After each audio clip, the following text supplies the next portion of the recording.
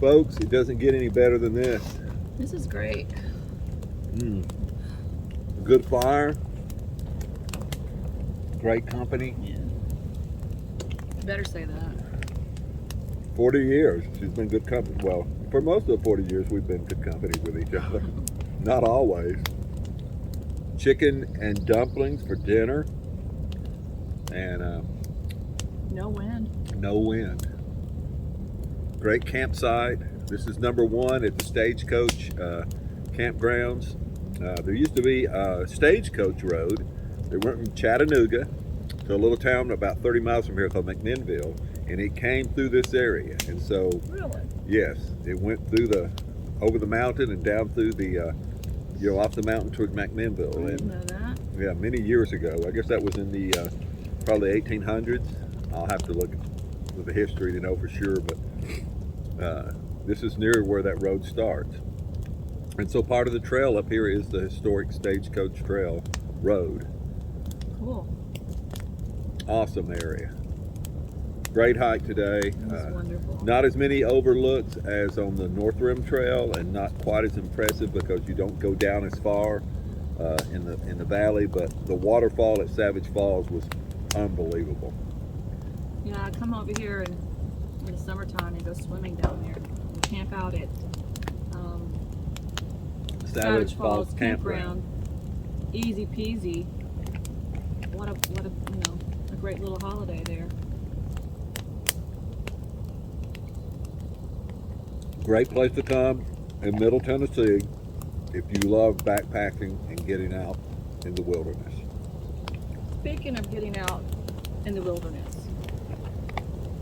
I thought maybe we would talk about maybe some of the fears that people might have that keep them from doing such adventurous things, because this is all new to me in the last 2 years. It took a lot for him to convince me to come out here, a lot. And if I can do it, anybody can do it. A few years ago, we loved hiking together. I thought, what about backpacking together? So how did I hornswoggle you into going out in the wilderness? You lied and you said it was fun and easy. This is not my idea of comfort. You promised me this would be fun. There's different kinds of fun. Remember that. That is not true. That is not, I did not say it was easy. In fact, very few things in life that are really great You are said you'd easy. take me on an easy one. A beautiful in Montana. No. It wasn't Montana. Oh, it was in Colorado. Okay, Colorado. So how did I get you to try backpacking?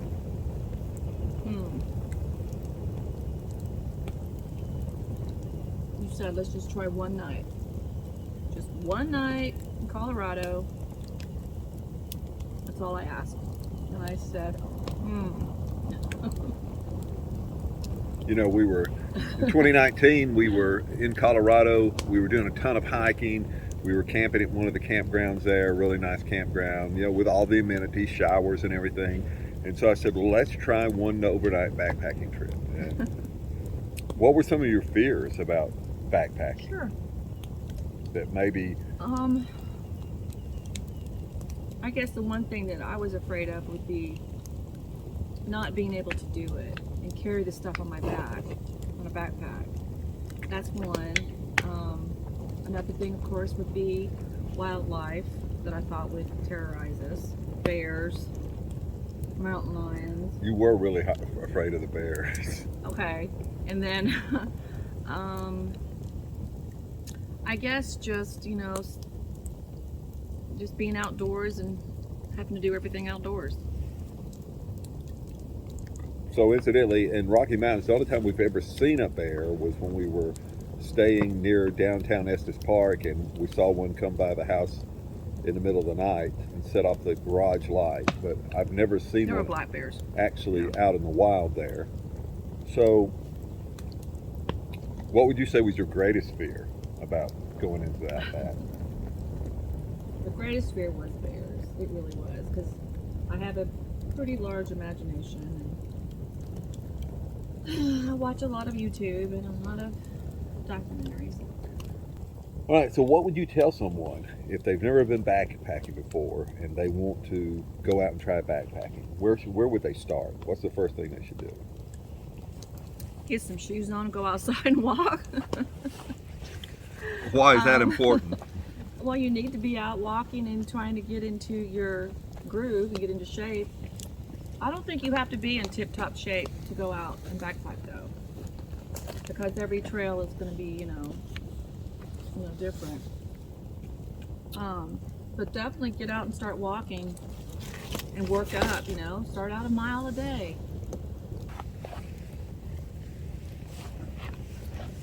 So the first thing you need to do is get yourself in shape. Yeah. If you're not in shape, if you're in relatively really pretty good shape, then and you get better as you do it. You need to be able to walk at least several miles if you're going to go backpacking. And so one of the things we did was we started walking just around our neighborhood at night. We'd go out and walk 2 or 3 miles a few times a week. And then around our house, 10, 15 minutes from our house, are all kinds of hiking trails. Yeah. So then we started hiking up in the mountains around our house.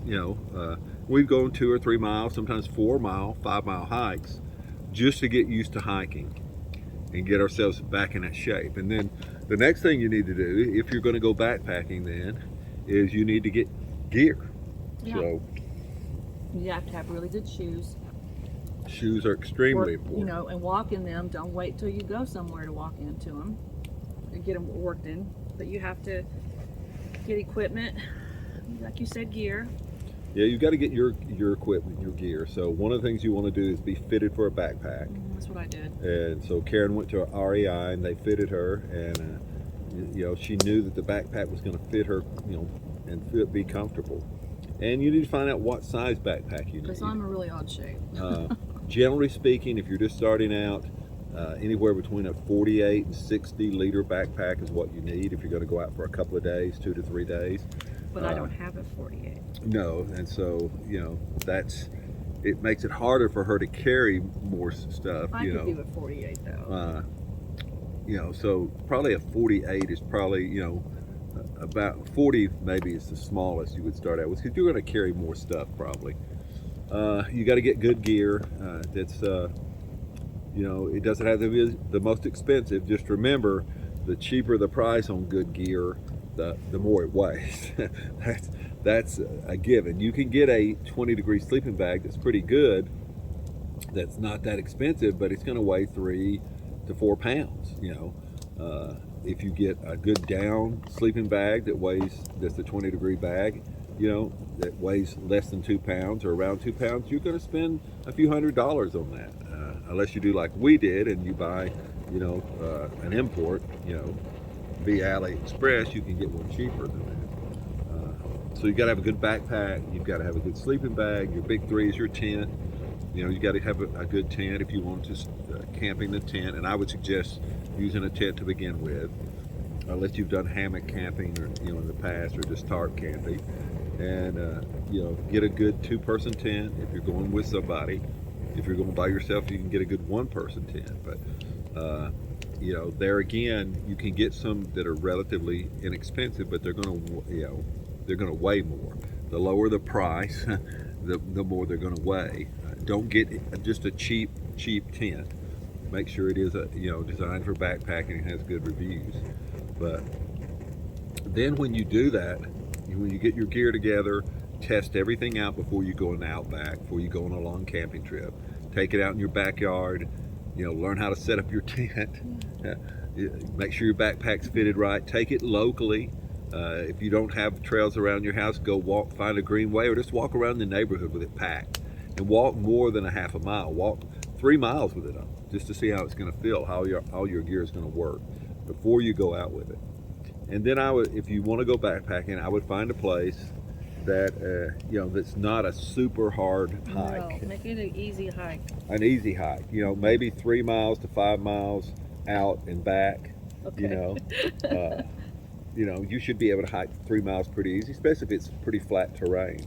And I would recommend going in a time of the year where it's not super hot and buggy, and not in the winter where you're going to freeze to death. But in the in the springtime, early springtime, or in the autumn time, where they call that the shoulder season, where the bugs have pretty much dissipated. Because I personally don't like backpacking in the hot weather, Nope. and I don't. Nope. I don't like going out and sweating like a dog, sweating profusely, and just bugs everywhere. So we do most of our backpacking now out west. You can hike in the mountains there, backpack there Yeah, you're so high in up. August, and it's still cold, Yeah. even in August. In fact, well, 3 years ago when we went, or was it 2 years ago? In 2020 when we went in September, the 1st of September, it snowed 6 inches in the Rocky Mountain National Park. So even more than that in some places. So, and I've been there when it was freezing cold. The higher the elevation, the colder it gets. But most people are afraid they won't be able to sleep good, and they're afraid that that there's going to be things outside their tent, the critters and stuff like that. You've just got to go. If you want to do this, you just got to go Face those do fears. it. Yeah, You always grow and in it life gets easier. by facing your fears. Right. I know I have. The first place we went, like I said, we were in Colorado, and we hiked 5 miles out, went up about 2,300 feet. It was not an easy No, hike. it wasn't easy. And we camped at this magnificent place called Sand Beach Lake, which is a lake, a mountain lake that was dammed up at one time. And when they removed the dam, it left this huge sand beach when the water went down around this lake. And it sits right near the foot of Mount Meeker, which is nearly a 14,000 foot peak. And so it was a magnificent place to camp. And Beautiful. I think you were. Once the sun started to go down, I was scared to death. It was absolutely ridiculous. Even though I know you're going to take care of it, we had bear spray. I don't know what it was. I have never done that before. I had never slept out in a tent overnight in the wilderness type area. Now I have in the car camping, of course. So when he would get up at night because he had to go pee, I could see my eyes would get really big because I could see his shadow way out there. I'm thinking, how could you do that? How can you walk way over there? I was scared to death. It was crazy. But it's amazing. Last year we went to Montana to Glacier National Park, and we were with grizzlies. We were 15 miles from anywhere, any kind of civilization at all. And when I say that, I use that term loosely.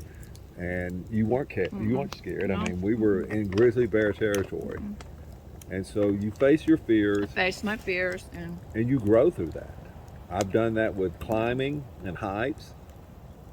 I used to be terrified of heights, and I still don't like heights too much, and I've done some climbs with my sons. They got me into climbing. I've done some 1,000-foot climbs, and learned to overcome that terrifying fear of heights. but there's nothing like it. There's nothing like going backpacking. We do our best conversations. Yeah, and it's just, And then when we get back home, we wish we were still back here. yeah, it gets in your blood. Oops. Pick a time of year where you would really enjoy it, and that's when you want to go for your first experience. And do your research. Research the area you're going Get to. reviews on the places. Research your equipment. That's why we're doing this too, to show people this place is just like we say, a hidden gem. It's wonderful. So it's time for us to stoke the fire up. Yeah, I'm kind of cold. Because it is getting cold out here. I think tonight it's supposed to get down to 34. Woohoo! So that will be. But we won't be cold in our tent. Nope. I'm gonna have to go find some more wood. You need to put your pants on too. When the sun is rising, your shadows fall behind. When all the weight you carry is weighing on your mind, to show you all the things you're missing and everything we go through. I'll be by your side, so let's run away to faraway places, escape from this life we have known. Your eyes are new worlds to discover. Your heart is the place I call home.